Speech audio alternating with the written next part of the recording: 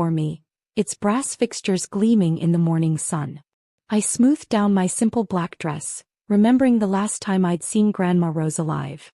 Unlike the rest of the family who visited her only when they needed money, I'd spent every Sunday with her for the past 5 years, listening to her stories and sharing quiet moments. "You're not welcome here." My Uncle Richard's voice cut through my memories as I reached for the door handle. He stood blocking the entrance, his expensive suit a stark contrast to my department store dress.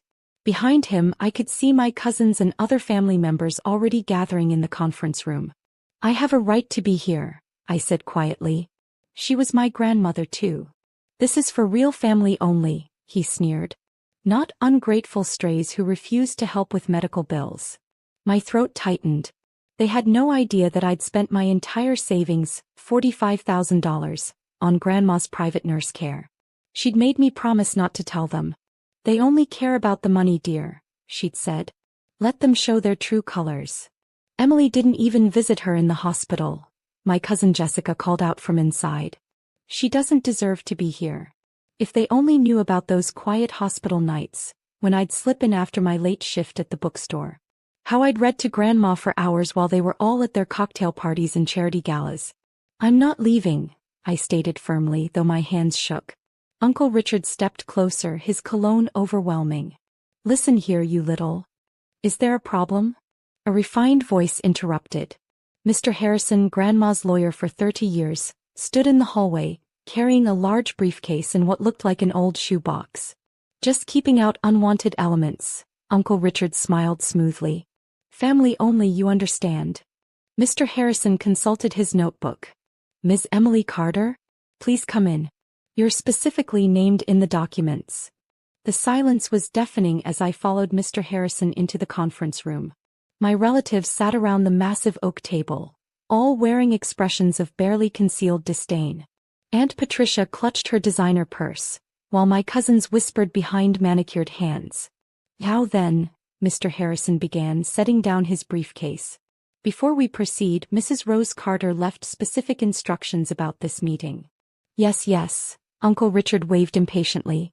"Let's get to the distribution. The family estate needs proper management."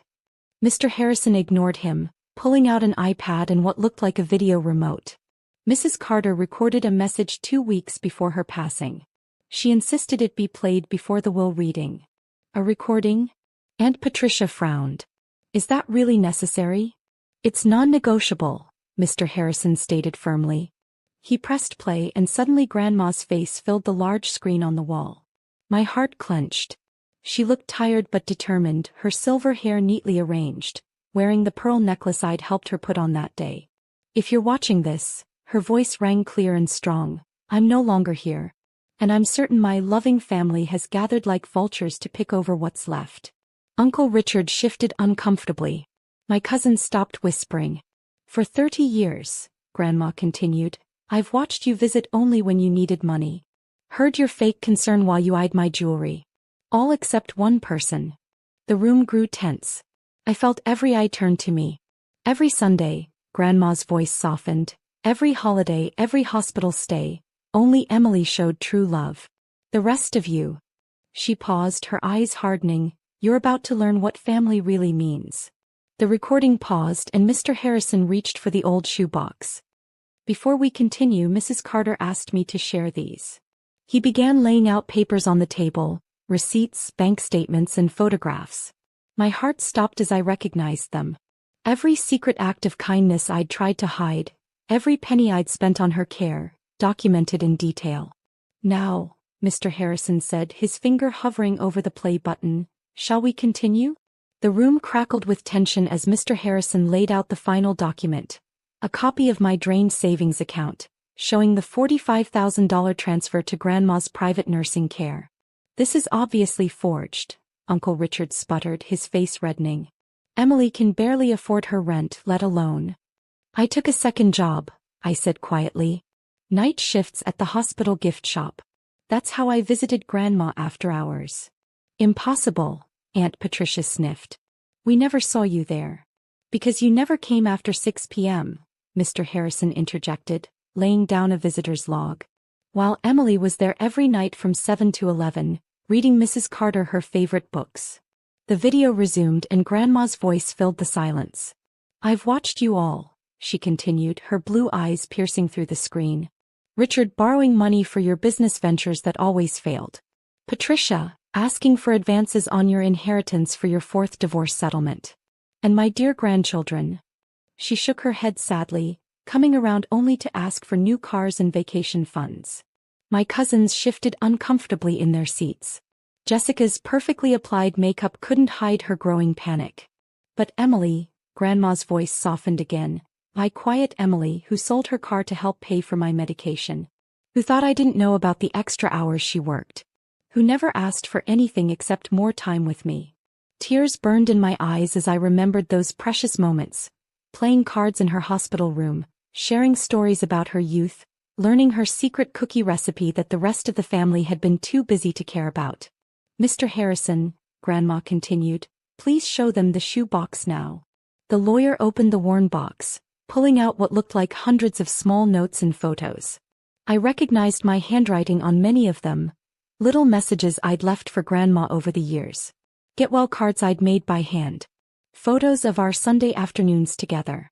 Emily wrote to me every week, Grandma explained, even when she could visit. Look at the dates, dear family. While you were all too busy for Christmas 2 years ago, Emily was reading A Christmas Carol to me in the hospital. When none of you remembered my 80th birthday, Emily organized a small celebration with the nursing staff. Uncle Richard stood abruptly. This is ridiculous. We're successful people with busy lives. We can't be expected to. Sit down, Richard, Mr. Harrison commanded with surprising authority. Your mother isn't finished. On screen, Grandma reached for something off camera. I made 2 wills, she revealed, holding up 2 envelopes. The first, dated 15 years ago, divided everything equally among my children and grandchildren. The second. She smiled and I recognized that look, the one that always meant she knew something others didn't. Well, let's just say I finally understood what family truly means. The tension in the room became unbearable. Jessica was openly crying now, smearing her expensive mascara. Uncle Richard had loosened his tie, sweat beading on his forehead. Mr. Harrison, Grandma said, you may now read the final will. And Richard, she leaned closer to the camera, don't you dare try to contest it. I've made sure it's ironclad. The lawyer reached for a thick envelope as the video paused. Would you like a moment before I continue? He asked the room. No one spoke. No one moved. My heart pounded as Mr. Harrison broke the seal. Whatever came next would change everything, not because of the money, but because Grandma's final message was about to expose the truth about our family's hollow relationships. Mr. Harrison adjusted his glasses and began reading. I, Rosemarie Carter, being of sound mind and body, hereby revoke all previous wills and testaments. The legal language washed over us until he reached the critical part. To my son Richard and daughter Patricia, I leave the following message. The money you've borrowed over the years is hereby considered paid in full. That is your inheritance. Uncle Richard's face turned purple. That's over $2 million, he choked out. To my grandchildren Jessica, Thomas, and Margaret, Mr. Harrison continued, I leave this lesson. Wealth without compassion is worthless. Your trust funds have been dissolved. Jessica slumped in her chair, while Thomas crumpled his designer tie in his fist. And to my granddaughter Emily, Mr. Harrison paused, a small smile playing at his lips. I leave the entirety of my estate including the family home, all investments and personal belongings. Additionally, he pulled out another envelope. This letter explains the foundation I've established in your name, the Rose Carter Foundation for Literary Education, with an initial endowment of $5 million. Emily will serve as executive director, combining her love of books with her natural compassion. The room exploded. Uncle Richard knocked over his chair, Aunt Patricia began wailing about family betrayal, and my cousins started shouting all at once. But then Mr. Harrison pressed play one final time, and Grandma's voice cut through the chaos like a knife through butter.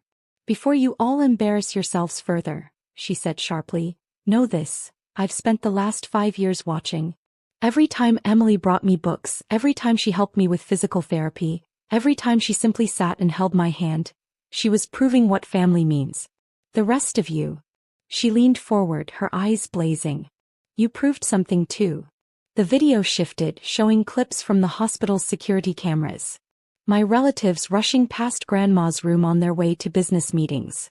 Them ignoring her calls for water while they checked their phones. And then softer moments.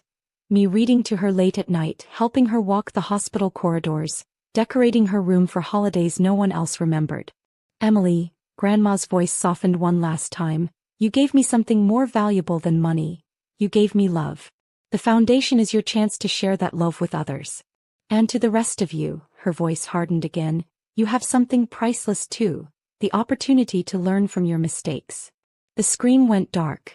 In the silence that followed, Mr. Harrison handed me a small key. To your grandmother's personal library, he explained. She said you'd know what to do with it. I did. That library, filled with first editions and rare books, had been our sanctuary. Now it would become a place where others could find the same comfort we had found in stories. This is absurd, Uncle Richard sputtered. We'll contest it. I have 5 years of documented evidence showing your neglect, Mr. Harrison replied calmly. And dozens of witnesses from the hospital staff. Would you like that made public? One by one, my relatives gathered their belongings and left, their perfect facades crumbling. Only Jessica lingered by the door. The books you read to Grandma, she said quietly, did they help? I nodded.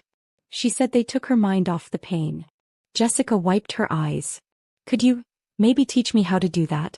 For the children's hospital where I volunteer. It was the first genuine thing I'd heard from my cousin in years. The foundation will need volunteers, I offered. As I left the law office, I held the library key tight. Grandma had given me more than money, she'd given me purpose. The foundation would ensure that stories, compassion, and genuine connection would live on. In my purse, I had her last note to me. Dearest Emily, true wealth isn't counted in dollars, but in moments of love. You've made me the richest woman in the world.